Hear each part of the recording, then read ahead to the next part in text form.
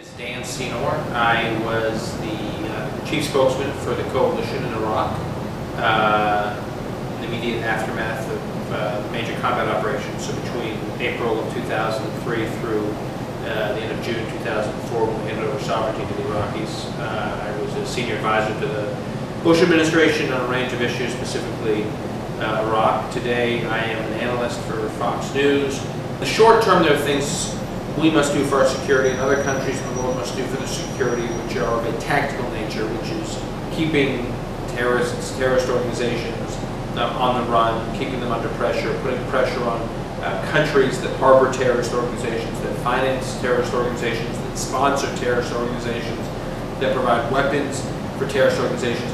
But it's not a long-term solution. The long-term solution is giving the people in those countries who are understandably frustrated with the dreadful socioeconomic conditions that they live under, with the high rates of illiteracy and poverty and unemployment, who are subjected to tremendous political repression, very little free speech. They have no outlet to express their frustration, to hold governments accountable, and so what their outlet becomes are the madrasas and the mosques. They go into these madrasas and the mosques and they're told, in some cases, in some of the more extreme, strident ones, if you are angry about your conditions today, it is Israel's fault or America's fault.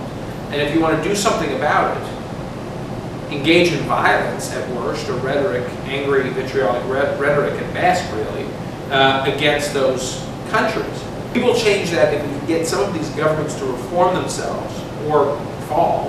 And so people in those countries can go to the ballot box and influence the future of their lives, of their countries, of their governments, hold them accountable for the dreadful socioeconomic conditions. So when they're angry that they're out of a job or living with high rates of illiteracy, the response isn't, well, go blame it on Israel, or go engage in a suicide bombing in London or New York. The response is, get involved politically, get involved with the newspaper, write letters to the editorial board, go to the ballot box and vote to change your government. Until those sorts of dynamics are in place, where people can hold their own governments accountable for their problems, rather than just blaming us, there will be no long-term peace and stability.